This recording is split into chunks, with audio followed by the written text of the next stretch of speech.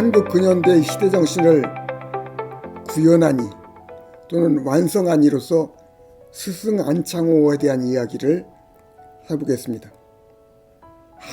한국 근현대의 시대정신이 무엇일까요? 나는 한국 근현대는 동서문명의 만남과 민주화 과정으로 전개되었다고 그렇게 생각을 합니다. 그러니까 한국 근현대의 시대정신이 있다면 그것은 민중이 스스로 자각해서 주체가 되어가는 민주화 과정, 민주화 운동, 민주정신이 한국 근현대 시대정신이고, 또 다른 하나는 동서문명의 만남과 융합으로 한국 근현대가 전개되었으므로 동서문명의 창조적 만남과 융합을 이루는 것이, 그래서 세계 보편적인 시민정신을 형성하는 것이 시대정신이었다고 이렇게 생각을 합니다. 먼저 민주정신을 구현한 사람으로서 도산 안창호에 대해서 생각을 해보죠. 근데 민주정신이라고 하면은 국민 한 사람 한 사람의 주체적 자각을 통해서 주권자로서의 그 자의식을 갖게 되는 민주정신이라고 볼 수 있는데, 그러나 이 민주정신이 성립되려면은 민족 전체가, 국가 전체가 하나로 통합되고 통일되는 통일정신이 덧붙여져야 된다고 봅니다. 이제 민주정신과 통일정신은 뗄 수 없이 하나로 결합되어 있다고 보는 거죠. 그래서 민주공화국이라고 하잖아요. 민주공화국. 민주정신과 국민 전체가 함께 하나로 화합하는 정신. 그것이 없으면은 현대 민주국가는 성립될 수 없는 거죠. 국민 한 사람 한 사람의 민주적 자각으로 이루어지는 민주정신과 민족과 국민 전체가 하나로 통일되고 통합되는 그 통일정신이 하나로 결합되어야 진정한 민주정신이 실현되고 완성되는 것이라고 봅니다. 오늘날 민주화가 됐다고 해서 저마다 제 소리만 각자 주장하고 만다고 하면은 결코 민주주의는 성립될 수 없을 거라고 생각합니다. 내가 국민의 주권자로서 나답게 내 소리를 해야 되지만은, 그러나 내 소리가 민족 전체, 국가 전체, 다른 국민 전체들과 화합을 이룰 수 있어야 돼요. 서로 통합되고 일치될 수가 있어야 돼요. 전체의 통일과 통합을 생각하거나 배려하지 못한 나만의 주장은 억지 주장에 지나지 않고, 그런 주장을 하면 할수록 민주주의는 파괴될 것이라고 이렇게 생각을 합니다.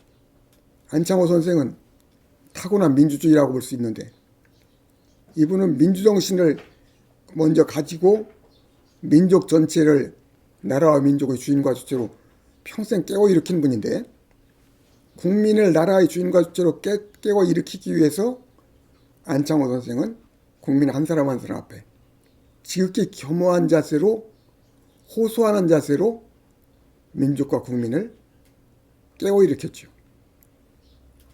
겸허하게 호소하는 심정으로 민족을 깨워 일으켰다는 점에서 서양의 계몽주의와는 아주 근본적으로 달랐다고 생각을 해요. 한국에 있는 다른 민족 지도자들하고도 아주 달랐던 거죠. 겸허하게 호소하면서 깨워 일으켰다. 이것은 안창호, 이승훈, 유영모, 함석헌, 이들의 민주정신에 일관되어 있는 매우 중요한 측면이라고 생각을 합니다. 안창호의 민주정신이 언제 확립되었을까? 안창호 선생은 나이 20에 평안도 지역에 독립협회 지부를 설립하고 황제 탄신일을 맞아서 연설을 했습니다. 만 20이 채 안 된 사람이 지역 유지들, 평안도의 최고 높은 관리들, 또 고향의 부영들을 모아놓고 연설을 했다고 하는 것은 아주 특별한 일이죠. 이 20살 먹은 젊은 청년 안창호는 이 연설을 통해서 청중 전체를 하나로 되게 만들었어요. 아주 진실하고 정직하면서도 정의롭고 바른 소리를 했기 때문에 고위 관료들을 아주 통렬하게 비판하는 그런 연설을 했다고 그러거든요. 근데 그 연설을 듣고 청중들이 너무 열광을 한 거예요. 발을 구르고 손뼉을 치면서 환호했다고 그랬어요. 아마 이 쾌지정의 연설에서 이 청년 안창호는 청중들과 깊이 하나가 되는 체험을 했다고 봅니다. 정직하고 진실한 정의로운 말을 통해서 안창호 자신도 주체로서 우뚝 섰지만은 청중들도 모두 하나가 되어서 깨어 일어났다고 생각을 합니다. 이 쾌정의 연설을 통해서 안창호와 청중 전체가 하나로 되는 체험을 하고 함께 깨어 일어나는 이런 체험을 했다는 것은 매우 중요하죠. 이 안창호에게서는 한 사람 한 사람이 깨어 일어나는 것은 전체가 하나로 된다는 것을 의미했어요. 그것을 체험했어요. 안창호 자신이 주인과 주체로 깨어 일어나니까 또 바른 소리를 하니까 청중들 전체도 함께 깨어 일어나서 하나로 됐다.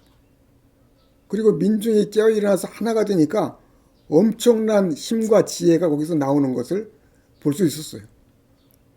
민중이 깨어 일어나면은 무슨 일이든지 할 수 있죠. 깨어 일어난 민중이 자기 자신을 헌신하고 용감하게 행동하면은 무슨 일이든지 할 수 있잖아요. 1898년에 나이 20에 쾌정의 연설을 했다고 하면은 1902년에 미국으로 유학을 갔는데 유학을 가서 보니까 한인 동포들이 몇 사람 되지도 않지만은 길거리 한복판에서 상투 잡고 싸우는 것을 봤어요. 그걸 보고 안창호가 대단히 부끄럽게 생각을 하고 이렇게 해서는 우리 민족이 독립할 수 없겠구나. 저렇게 길거리에서 상투 잡고 싸우는 모습을 보고 다른 민족을 보면은 우리 민족을 업신여길 것이 아닌가. 우리 민족이 대접받고 독립된 민족이 되려면은 우리 동포들부터 깨워 일으켜야 되겠다. 이렇게 생각을 하고 유학을 중단하고 동포들 속에 들어가서 같이 노동하면서 동포들을 깨워 일으켜서 함께 일어나는 운동을 하죠. 그렇게 해서 만든 것이 공립협회예요. 공립협회. 말 그대로 함께 일어나는 협회죠. 독립협회가 아니라 공립협회라고 하는 말이 매우 중요해요. 홀로 서는 것이 아니라 더불어 함께 서는 것. 이 더불어 함께 서는 것이 안창호 선생이 평생 추구했던 일이라고 봅니다. 공립협회의 강령은 민이 서로 보호하고 단합하는 것이었습니다. 민이 서로 보호하고 단합하는 것. 근데 민이 서로 보호하고 단합하는 것이 안창호는 문명부강의 뿌리와 씨라고 그랬어요. 문명부강의 뿌리와 씨가 민중이 서로 보호하고 단합하는 것이다. 민중이 서로 보호하면은 문명부강에 이를 수 있다. 그러니까 산업도 발달하고 교육도 잘 이루어지고 군대도 강한 군대가 될 수가 있고 쉽고 간단하게 얘기했지만은 민이 서로 보호하고 단합하는 것이 문명부강의 뿌리와 씨라고 하는 말은 나는 그 당대에 어떤 책이나 어떤 사상가들에게서도 찾아보기 어려운 그런 말이었다고 생각을 해요. 동서양을 막론하고 다 국가주의적인 또 사회진화론에 다 매여 있었을 때예요. 강대국이 되기 위해서, 부강한 국가가 되기 위해서 민중은 동원의 대상이 될 뿐이었죠. 그래서 군사로 동원되고 노동자로 동원되고 군인과 노동자로 동원된 국민의 힘에 힘입어서 국가는 부강한 국가가 된다는 것이었거든요. 그러니까 그런 국가주의적인 문명 이해에 비추어 보면은 민중은 동원의 대상일 뿐이에요. 국가를 위해서 희생해야 될 대상에 지나지 않는 거지. 그러나 안창호 입장에서 보면은 거꾸로 밑바닥에 있는 민중 한 사람 한 사람이 깨어 일어나서 서로 보호하고 단합하는 것이 문명부강의 뿌리와시다. 그래서 미국의 워싱턴 장군이 위대해서 영국과 독립전쟁에서 승리한 것이 아니고, 또 워싱턴 장군이 잘해서 미국이 부강한 나라가 된 것이 아니다. 잘난 사람, 못난 사람, 가난한 사람, 부유한 사람 모두 같이 공합해서 서로 보호하고 단합했기 때문에, 협동하고 협력했기 때문에 영국과의 독립전쟁에서 승리해서 독립을 이뤘고, 또 산업과 교육과 국가를 강성하게 만들었다. 아주 철두철미한 민주공화의 원칙을 안창호 선생은 일찍부터 확립한 거죠.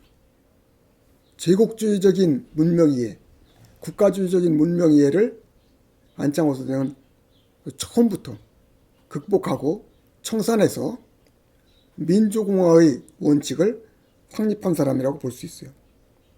그래서 안창호 선생의 평생은 민중 한 사람 한 사람을 주체로 깨워 일으키는 일에 아주 혼신을 다했어요.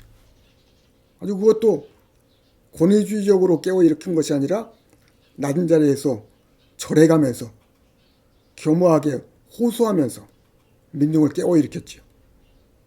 그래서 안창호 선생은 애국가를 짓고 전국을 돌아다니면서 국민들을 향해서 애국 계몽 연설을 했는데, 연설이 끝나면 애국가를 부르면서 대한독립 만세를 크게 외치게 했대요.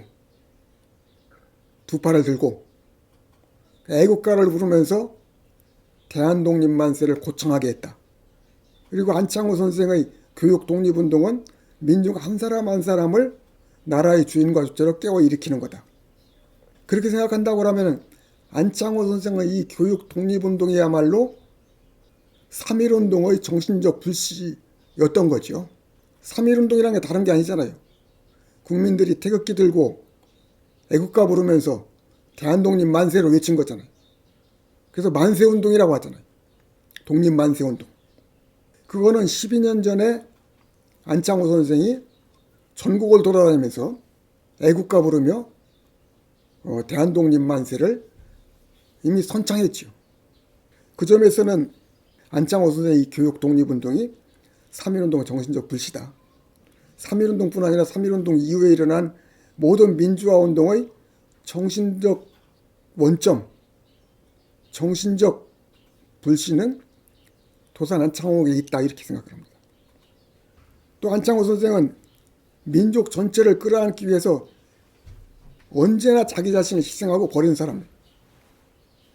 당파주의, 영웅주의, 권력주의를 철저하게 버리고 극복한 사람이 안창호 선생이라고 봐요. 민족의 독립과 통일을 위해서는 언제나 자기를 버릴 각오를 했던 사람이고 실제로 그렇게 했던 사람이에요. 이승만이 끊임없이 안창호를 음해하고 비방하고 괴롭혔지만은 공식적으로 안창호는 한 번도 이승만을 비난한 적이 없어요. 공개적으로 비판한 일이 없습니다. 그냥 안창호 선생이 못나서가 아니라 민족의 독립과 통일을 위해서 싸움을 피했던 거죠. 임시정부가 분란에 빠지자 임시정부의 통일을 위해서, 또 임시정부를 밖에서 지원하기 위해서 임시정부에서 나온 안창호 선생은 민족 대표자 회의를 소집을 했어요. 많은 사람이 여기 동의를 했습니다. 수백 명의 민족 대표자들이 각지에서 몰려들었어요. 이때 이 민족 대표자 회의 과정을 지켜봤던 김철수라고 하는 분이 회고록에다 증언한 것이 있습니다. 수적으로는 3분의 2 이상이 되는 세력을 안창호는 대표했다고 그래요. 3분의 1 되는 반대 세력이 맞서 있었는데 반대하는 3분의 1 세력을 끌어안기 위해서 안창호 선생은 아주 헌신하는 걸 보고 이 김철수라는 사람은 자기 사회주의자라 안창호를 민족주의자인 안창호를 조금 낮춰봤는데 안창호 선생이 통일을 위해서 희생하고 헌신한 열정적인 모습을 보고 아주 크게 감동하고 존경하게 되었다. 회고록에 남기고 있어요. 안창호 선생은 토혈을 하면서도 그러니까 입에서 피를 토하면서도 주의 없이 그야말로 망식 분주 밥 먹는 것을 잊고 뛰어다녔다 그래요. 안창호는 갈라지고 다투는 자녀를 끌어안으려는 어머니처럼 희생적이고 헌신적인 심정과 자세로 일관했습니다. 또한 안창호 선생은 무실역행을 강조했는데 무실역행은 과학적이고 합리적인 사고를 전제하고 있는 생각이에요. 실질적이고 진실하게 힘써 행하자는 거거든. 무실역행은 과학적이고 합리적으로 행동한다는 것을 의미하죠. 이 과학적이고 합리적인 무실역행의 정신 바탕으로 안창호 선생은 끊임없이 기업을 만들었습니다. 미국에 있을 때는 북미 실업 주식회사를 만들었고 또 신민의 활동을 할 때는 도자기 회사를 만들었고 그래서 기업을 만들어서 기업을 운영해 보려고 애를 많이 썼던 사람이에요. 그러니까 우리 민족사에서 안창호 선생은 과학적이고 합리적인 사고, 기업과 산업의 발달 여기에도 아주 큰 기여를 한 분이 아닌가. 그 점에서는 이 안창호 선생은 우리 민족사에 매우 중요한 곳이란 분이다. 민주화와 산업화의 정신적 동인과 선구가 있다면 안창호 선생이라고 생각해요. 나는 무슨 이승만과 박정희가 독재적으로 국가를 세워서 독재를 했기 때문에 산업화를 성공시켰다. 이런 말은 전혀 믿지 않습니다. 독재자가 이끌었기 때문에 산업화가 된 것이 아니라 국민 전체가 과학적이고 합리적으로 생각을 했고 무실력행의 정신 가지고 일했기 때문에 산업화가 이루어졌다고 보는 거죠. 산업화 과정에서의 전 국민의 무실력행의 정신, 과학적이고 합리적인 행동과 정신 이런 것 다 안창호 선생이 씨를 뿌리고 널리 퍼뜨린 그런 정신과 모범이라고 생각을 합니다.